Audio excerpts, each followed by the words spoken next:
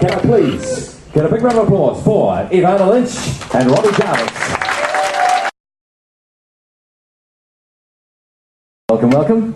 There is a microphone there on the seat directly between you, and if you like, just feel free to pass it backwards and forwards as we go. First of all, fantastic to have you here in New Zealand. Thank you so much for joining us down here.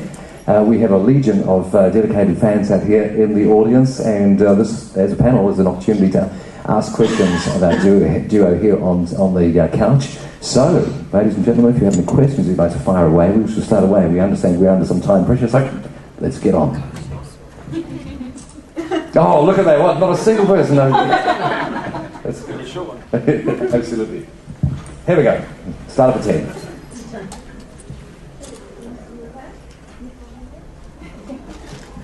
Hi, thanks for coming to New Zealand. It's my first year, so it was pretty awesome. I was just wondering, with Harry Potter, how you felt when you realised that Harry Potter was actually coming to an end? For both of you. It didn't really register with me for a while, because people had been talking about it for so long. We had journalists on the 6th film, they would be asking us, how do you feel that it's ending? And we were so immersed in it that I didn't feel like that. And it still doesn't really, I think, because there's always kind of with the passion that and the enthusiasm that the fans showed us at every premiere we went to and every event we did, it didn't feel like it was dying anytime soon. And, like J.K. Rowling is still very much involved with her fans, and she is writing a new script, kind of a prequel to Harry Potter, and all the cast are still, it's not something that anyone has ever wanted to get away from, to distance themselves from. So I still, I miss it being a regular part of my life every single day, going to set and getting excited about the new books, but that era did have to end, and I'm just really pleased that it has the love for it has endured.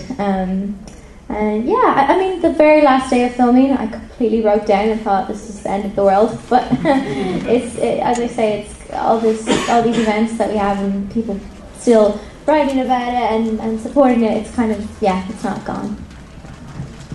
Yeah, it was funny. We were asked a little while ago what it was like to say goodbye to our characters, and we kind of thought about that. And I don't think you do. I think you kind of take bits of them with you, and kind of they've affected how you see the world and how you behave. And so I don't know, maybe it's a cop-out, but I kind of feel like Eve does. I don't think it really does end. I think you kind of carry it through, and obviously you guys are still here, and it's something that people are still interested in. So when people stop caring about it, then I guess we'll stop caring about it together, and then it'll have ended. But until then, I think it's kind of still alive. Thanks, guys. So you're both so young. How have you handled all the publicity, all the paparazzi, all the people who just think they know you because they see you on TV? I mean, you can Google a million things about you that you probably don't want the world to know. Don't use Google. Because my mum did that once and started telling me things. My mum, shut up. I don't even have Facebook. I think I might be the only person in the world under 30 that doesn't use Facebook. So I think when you first find out that there was so much media sort of thing, and you kind of tell what to say and what to do, and I sat there. There's a kids news thing called Newsround in England, and I sat there I knew the day that they were going to announce it, and I sat there kind of refreshing the page and watching these thousands of comments kind of coming from all these kids all over the world, and they're going, yeah, he's great, no, I hate him, I hope he dies, and you go, wow, we're going to hate the internet. So I think you do kind of distance yourself from that, and perhaps it means that you're a bit more understanding. We were doing one of these things, and Peter Capaldi had just been announced, and someone asked us about him, and people started booing. I was like, give him a chance. At least let him put the costume on first before you tell him he's awful. I take the question. I do think particularly if you get it at a young age, I think it really colours how you feel about the press, about the industry, it kind of makes you perhaps a bit more guarded, but also possibly a bit stronger, a bit more capable of just silencing things, just blocking it out and kind of carrying on. I was the same when I first joined. I remember because I was very involved in the fan community. I used to go on MuggleNet every day and Mickey Cauldron, and then when I got the part, that was part of my routine doing that. then I started to see myself in it, and I remember like the one of the first news items that came out on me personally, I looked at the comments, and they were quite nasty. And I remember one of them said something nasty about my hair, and I was just like a mess, and I was like, I'm way too sensitive for this. So that's when I was like, okay, like some people can take it as, you know, the good stuff and just leave the bad, but I am personally too sensitive, and I think you have to be an actor. That is an important trait to have. So I kind of took the advice of all the people on Potter. They all said, just don't look at it, just, it's not for you, like that's people's opinions, that it's not anything to do with your work. So that side is just, yeah, it's fine. But then to be honest, that was the only bad experience I had at the very start. And ever since then, it's been so lovely, such nice things. And anytime someone approaches me, it's to say something nice. And that really kind of made me come out of myself as a person. Because when I first started, I was 14 and I was very, very shy. I couldn't handle interviews, and I just had this mindset that I didn't have anything important to say. But through doing all the publicity and having to push myself out there, it brought me out of myself, and then I got, you know, good feedback from people, so it has all been very positive. And I think the trick is to not identify yourself with what you see there, like, I get a lot of young people coming up to me and pouring out their hearts and saying a lot of things, and that kind of stuff, if you do take it, if you do say, that's me, that's my impact, it does go to your head. So it's about seeing that you are representing a character, an ideal for them, and you're trying to do the best you can for that, but you are still a person, so you're not trying to set that standard for yourself personally.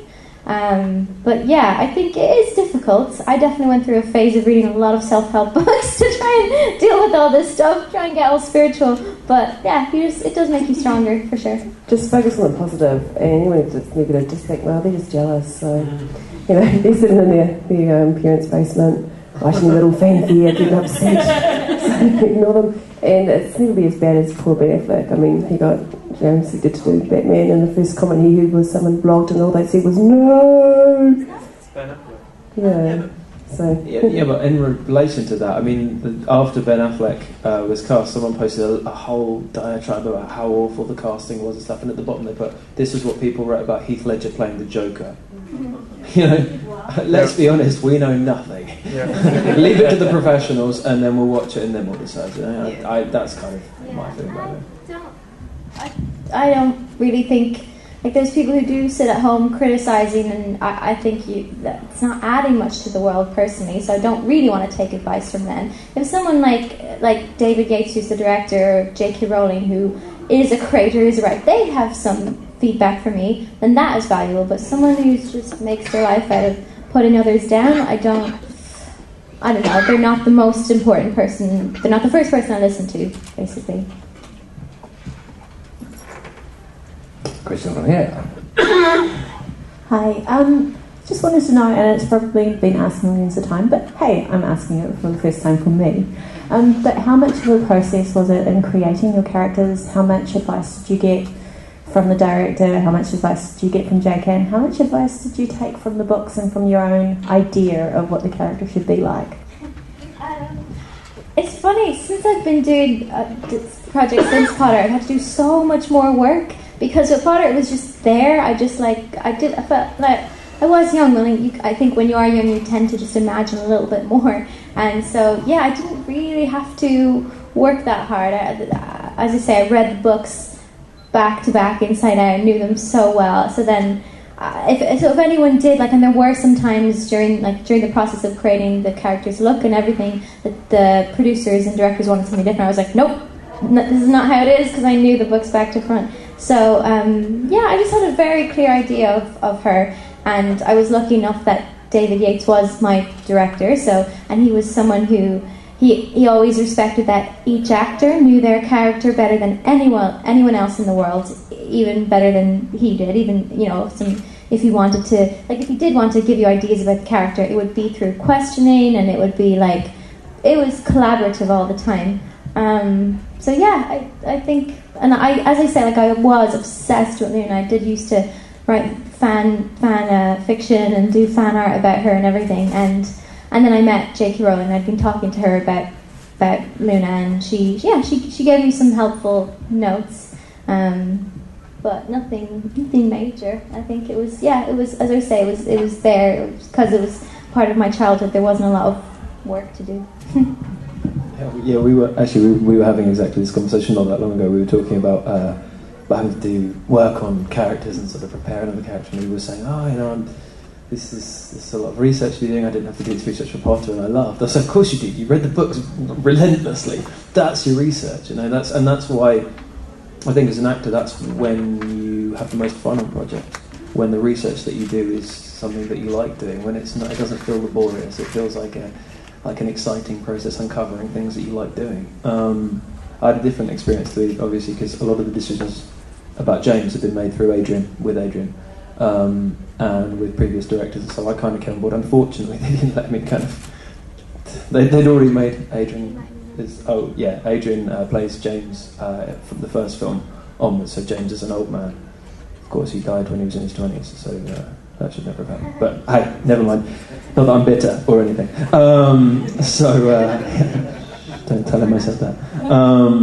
So those decisions had kind of already been made. And actually, like he was saying, there were a couple of things which, if I could go back, I'd have been harder on, and I'd have been firmer on. And I learned that because obviously Potter was right at the start, one of the first things I did in my career. And I didn't kind of know at that stage that you can put your foot down over certain things, and sometimes you should do.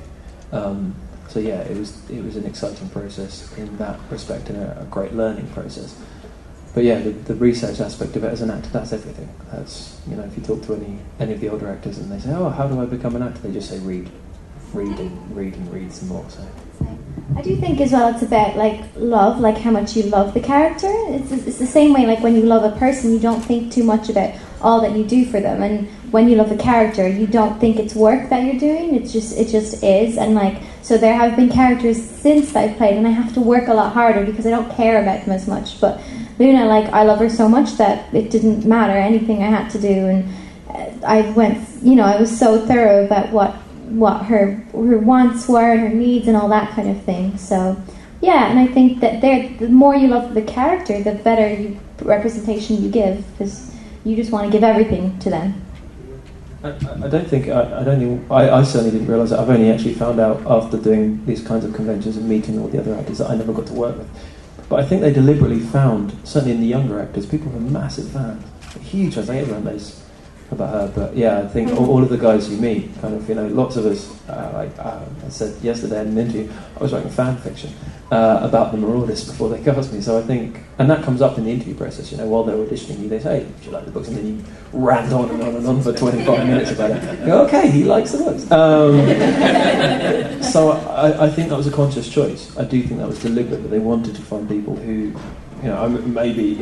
maybe everyone loved Harry Potter at that stage, but yeah, I do think they deliberately found people to whom it was so important that they would, they'd go the extra mile for it. When you did your auditions, did you walk out feeling that you'd got it? No. The entire process, my audition was a bit different to Reeves. I think, because with James, I think they had quite specific ideas of what they wanted, and they got they had your son right there. They did, yeah. They already had Dan. He was the model. And so they got groups of us kind of together, and Fiona told me eventually they saw about 3,000 people.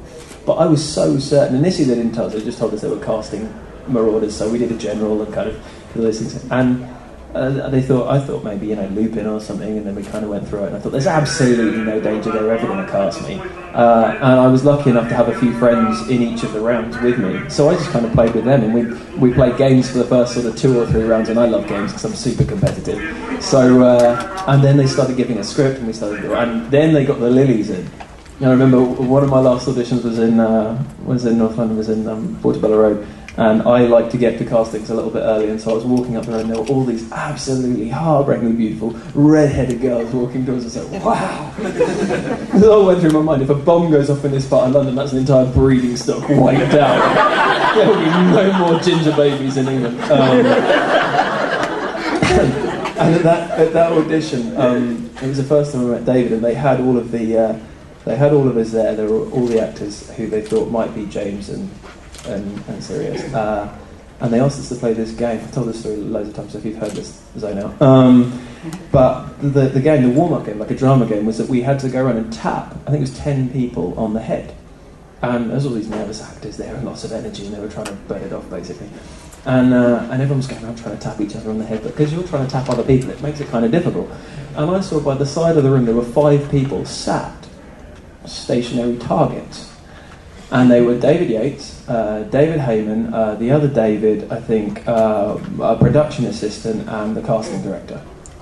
So I just went down the line, and we had to put our hand up when we first, and I sat down in the middle. I beat everyone by about 30 seconds, hands straight up in the air. And my friend was like 3rd or 4th. He came sat down next to you. He looked at you, you idiot. But I think later David told me he thought that was something James would do. So I think that was probably the start of it. I can't remember the question. It was about casting, I think. Did you walk out of the audition knowing you got it? Oh, yeah. No. I only actually had 2 auditions. So I had an audition and a screen test. And the first one, I did have a good feeling. That was the big one with thousands of people. It was an open audition. And, I was in there for a very long time. And the final stage of that one was when it was just me and 2 casting agents, and they were getting me to do the scene again and again. And every time they got me to do it again, they would call in another person, and the names started to become more and more familiar from the credits from watching.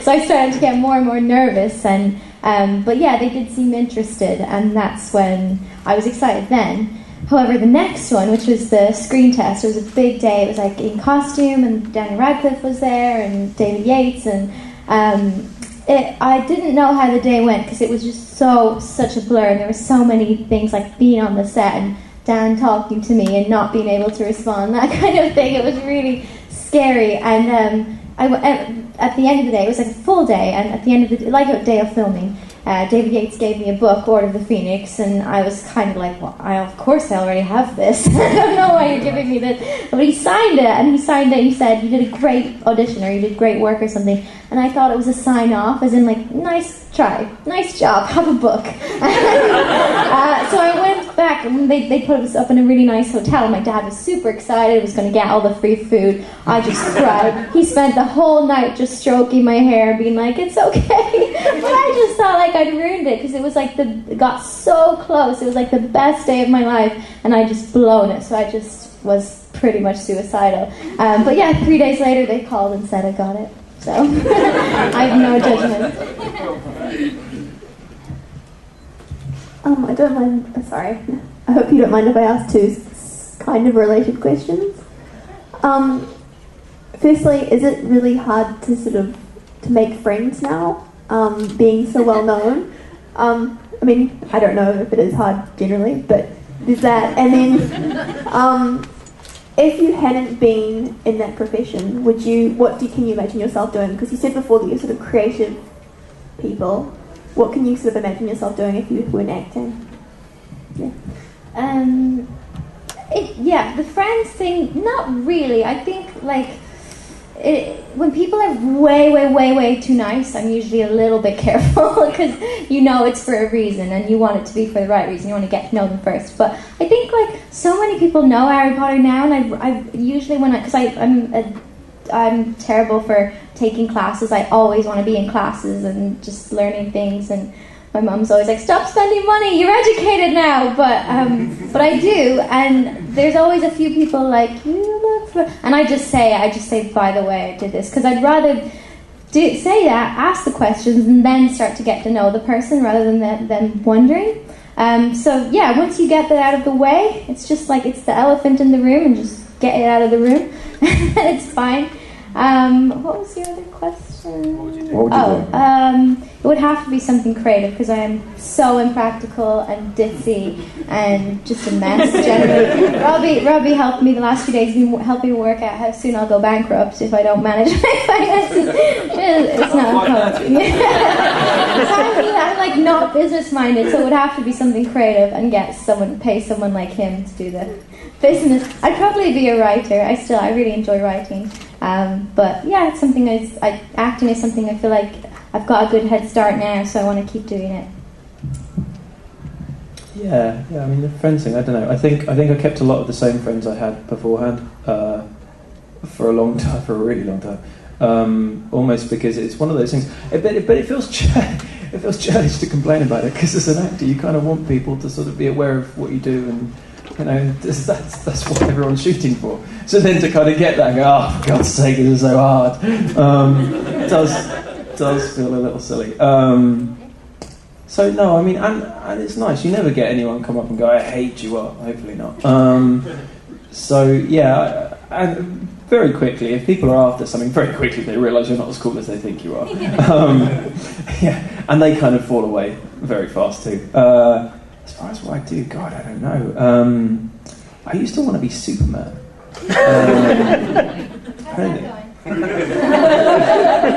Not so well. No, I kind of think it's funny. I kind of think if you end up being an actress, because you couldn't do anything else.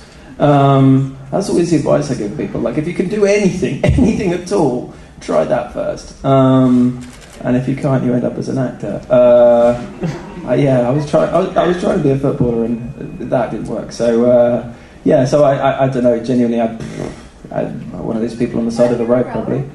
You have other talents? No, nothing else. Helping her with finances. She doesn't even pay me. I'd be broke, basically. That's what I'd be. Thanks, guys. Questions from Larry? This is your opportunity. That was a very emphatic end in the air. Hello. I was wondering, crap, it's only left my mind. What are your plans for the near future, and also if you've enjoyed your trip in New Zealand so far? Plans for the near future, we're going to Wicked tonight. Actually, that's very near future. Well, if we get through all the questions. So that'll be fun, that'll be cool. Yeah, I don't know, I think it's going to be good. It's a good show, right? It's going to be good. They've got some Aussies in it, but... It is a sort of institution. Okay, hey, I see, yeah, cool, awesome. New Zealand's been amazing, you kidding? It's been awesome. We got to go to Hobbiton, which was kind of funny, because we're the wrong kind of wizards. That was sweet, and Eve actually found houses that she was too big for. Which again is amazing. We got some funny photos on seesaws and stuff. We got there and we're dancing around in the pouring rain, which seemed oddly appropriate. Other than that, everyone's just been really sweet, really nice. I mean, but as I seem to keep saying this, it takes so bloody long to get here. You better be nice. To be honest, I'm not travelling 36 hours on a plane to have people be mean to me. So I'm glad you're all very sweet. Thank you. Saying that we're going to see you guys. Plans? Yeah, I'll be less vague than Robbie. I do intend to continue acting. I just did a play, and that was my first play. And I kind of, it's funny the way we started, a lot of the Potter actors has kind of gone backwards in that we started at the top, and personally I started that, and I didn't have the experience and didn't have the confidence as an actor, so I really enjoyed doing a lot smaller scale productions and low budget things and actual hard work, because on Potter it was fun and we got to focus so much on the acting, but it didn't teach you much about the industry because it all went so well.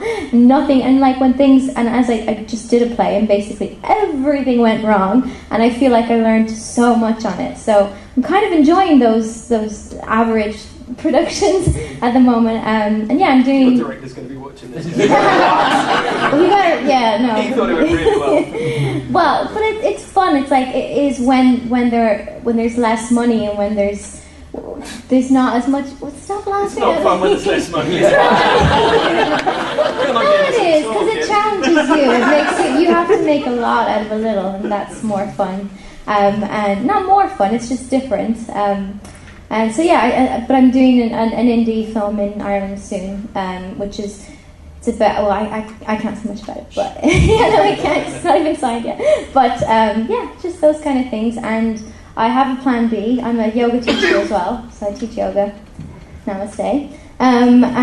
We've loved New Zealand. It's been great. Everyone's really nice. That's the main thing, just the friendliness and all the sheep. I've convinced Robbie to stop eating lamb. I'm a vegetarian, and I'm reading this book that's making me really passionate about it. And the other day when we saw the sheep, the lambs, and they were looking at him with this really cute face, I was like, you can't eat him anymore. So it was her cute face, it wasn't the sheep's cute face. It was that too. Yeah, and Hobbiton was They said it'd be a awesome. free trip, it's ended up costing me lamb.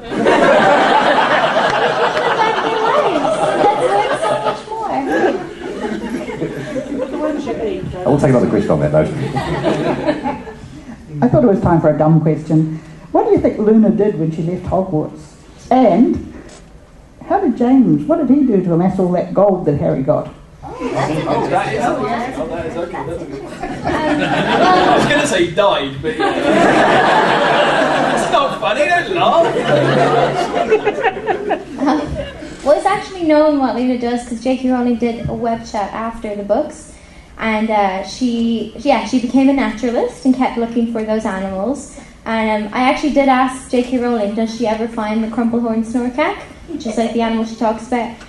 And she broke my heart a little bit. She told me that it isn't real, and I don't even believe that, even from her. And I kind of hope, because it's known now, she's doing a film, Fantastic Beasts and Where to Find Them, and actually Luna ends up marrying the author of that book. She marries his grandson. So I kind of have like an ideal, since they announced the film, I was like, they have to end it with whatever way the film ends, do all that, do the story, and then have a little crumplehorn snorkack just hop by, and just Luna wins everything. That's how I see it. Actually, that's not a dumb question. That's a great question. I like to think of that James would have done something sort of in the kind of the Defence Against the Dark Arts struggle. You know, he'd have captured some particularly nefarious Death Eaters or something, and that wouldn't be like the equivalent of being a bank manager. You know, he hadn't sold out. That would be hard earned gold. That would be swashbuckling gold. Or it could be Snape's lunch money for all that.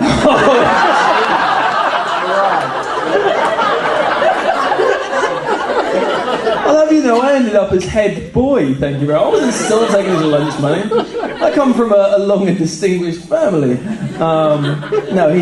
He did. See, but that's the sad thing, because everyone always goes, oh, you were so mean. But I always think of James as being one of the most forthright, honest, honourable, brave characters in the entire thing. That's, you know, otherwise Lily wouldn't have got with him. She wouldn't have got with that dickhead who was teasing Snape. He ended up as a great man. So yeah, I think that's that's my fan fiction. I won't bore you all with it. We'll take another question just over from the side. Hi. So you talked about how you were fans of the Harry Potter books. I was wondering what you're fans of right now.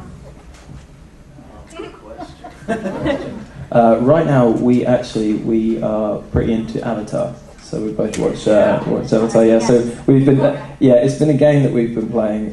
Which Avatar costumes can we spot? We actually saw a guy dressed as an airbender over in Melbourne. We marched him over to our. It was slightly backwards actually. We were sat behind the table calling him over. We made him stand there, and she thought he was Aang, and I thought he was Tenzin. He turned out to be Tenzin, so what was right. So we've been going around collecting different characters from that. So that's. But yeah, I think if you're fans of something, you can't. It's like a hole in yourself. You have to fill. Yeah, you have to keep shoveling things into it. So at the moment, Avatar's pretty big, and yeah, I mean, tons of stuff. Yeah, same, Avatar, and it was Robbie who introduced me to it. I was sick one day, and he was just trying to cheer me up. And yeah, it started the same way as Harry Potter. I was like, I don't want to watch a thing with a stupid boy with an arrow on his head.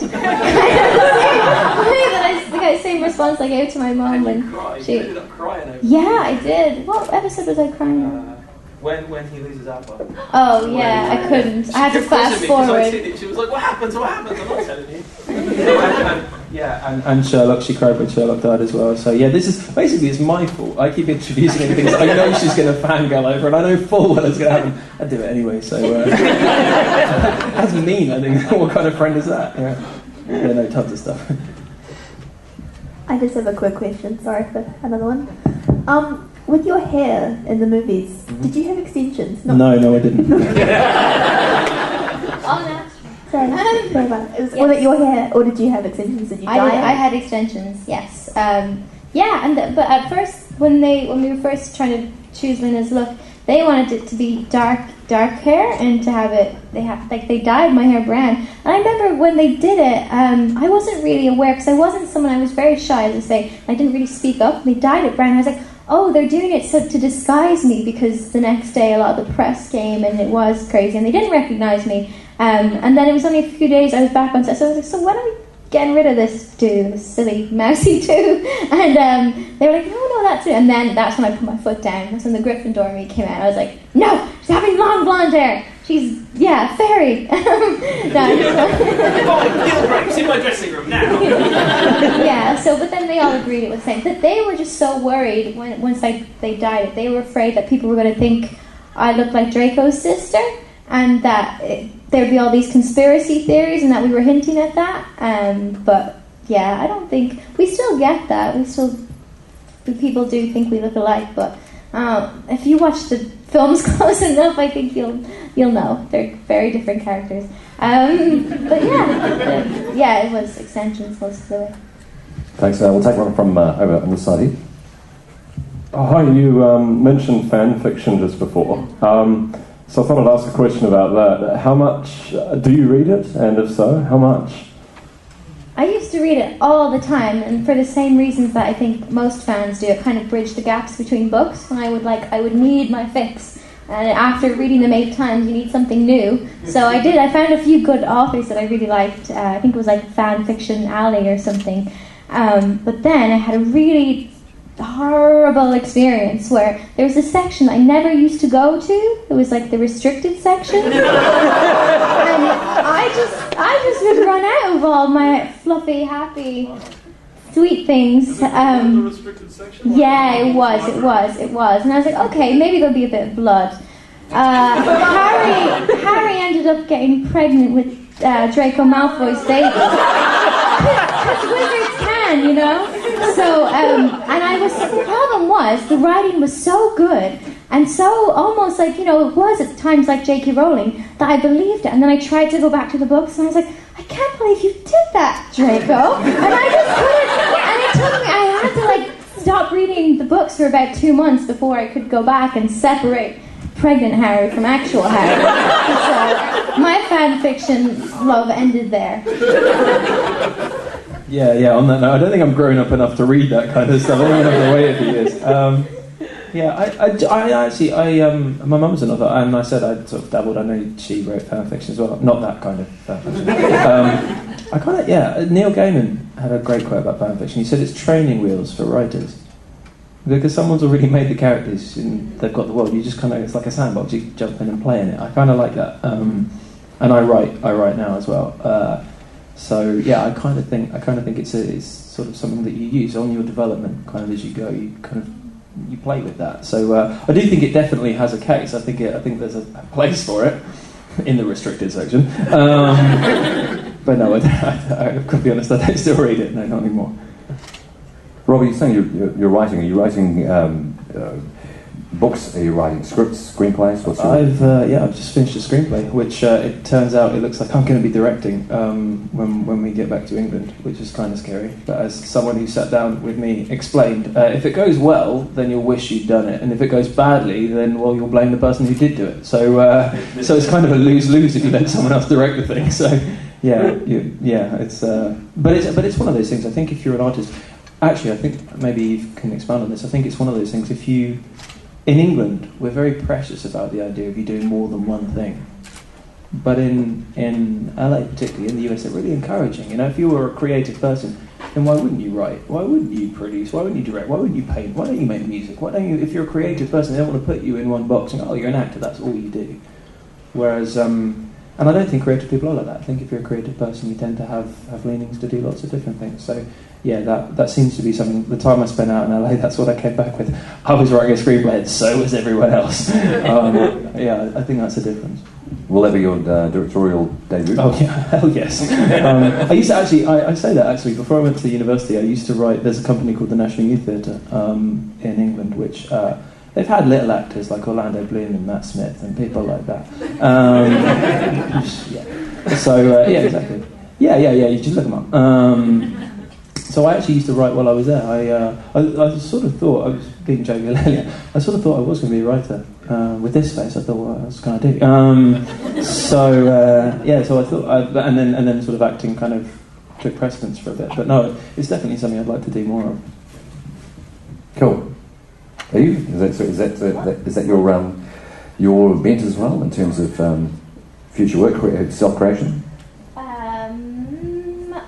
Yeah, I would like to, and I do sometimes feel like acting, feel a bit lazy sometimes, but I don't want to put that pressure on myself. I remember I did say that, and I'm very much, I believe, like, if you want to do something, do it. Don't just say you're going to do it. And I was saying, like, I'm going to write. So I don't really like to put that, because I was saying to myself, yeah, I'm a writer, because, yeah, if you are a writer, just be it. You don't have to be aspiring to be it, but as I say, it is a lot of pressure, and I think now I want to focus, and I'm someone like, if I'm doing something, I'll do it 100%, and as soon as I start to divert my attention, then it kind of, it starts to suck, the two of them. So I'd rather be good at one thing, really good at one thing, rather than suck at both of them. So it's acting for now.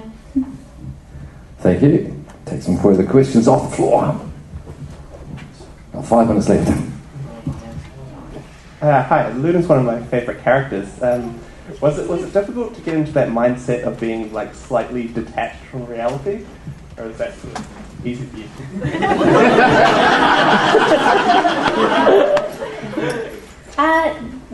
No. I am someone who I definitely prefer to observe, and it's actually really good when we have to, because I hang out with Robbie a lot, and we have a lot of social situations.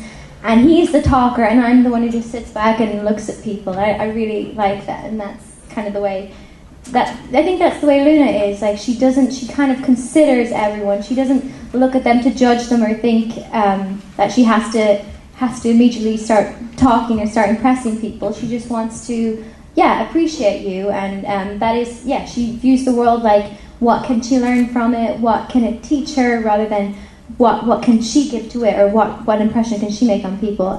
So I definitely had that, but I didn't have her sort of centeredness, her groundedness, and I think definitely playing her role helped me with that. Like, I used to go to places and feel like, oh, I don't belong here, I shouldn't be here. Whereas Luna, she's not even thinking of herself. She's so interested and invested in all the beautiful things around her and all the different and interesting people she meets, that she feels perfect as she is. And and definitely being on the set and even putting on her clothes, because they're so wild, some of them, wearing a lion hat on your head, you just have to forget what people think of you, and you just have to relax. And it was very freeing for me. And I think, I remember when the films would end, as I would get distant from them, I would feel that sort of more anxiety and more just fear and worry coming back into my life, and I would consciously try and bring back the Luna, because she is a very calming presence. So I think it was there to start with a little bit, I understood her, but I definitely think Luna's, her outlook on life is something that you have to, because it's so pure and so positive, that you have to struggle to keep it that way, because there are so many things that will try and infect that. But yeah, she's someone I look to for approaching different situations, difficult situations, that kind of thing. Sorry, that's not my question, but it just made me think of something. You know what we said earlier about taking the characters with you? That's one of the first things, actually, that we were spending some time together, and I was being a bit judgmental about someone, and they weren't aware of it. And Eve turned to me, and she looked at me, and she went, "Don't do that." But what would she think if she heard you say that? And all of a sudden I was like, whoa, yeah. And I felt about that big. And that's the kind of Luna thing, that's sort of, it's that understanding of the people around you and how would they feel, that I think is a really powerful thing. So yeah. Well, I think I just think her outlook is a very valuable way to live your life. Looking at people and criticizing, it's you thinking, oh, if I was that, I would feel bad. It's that was your insecurity, being like, if I was that person, I would feel ashamed, and because you have a bit of shame. And it's stop thinking about you and the fears, and just go outside of that. And I think it just helps everyone. It doesn't help anyone in the room to start criticizing or start picking on them, and you can just let that go and feel at ease. I think she has a lot to teach us. Well, thank you very much indeed. And on that positive note, we shall end there. Just give it some time. Thank you so much. Certainly hope you enjoy your time here and enjoy Wicked tonight. Thank you very much indeed.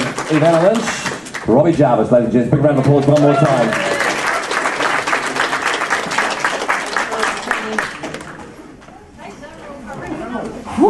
Well, absolutely fantastic.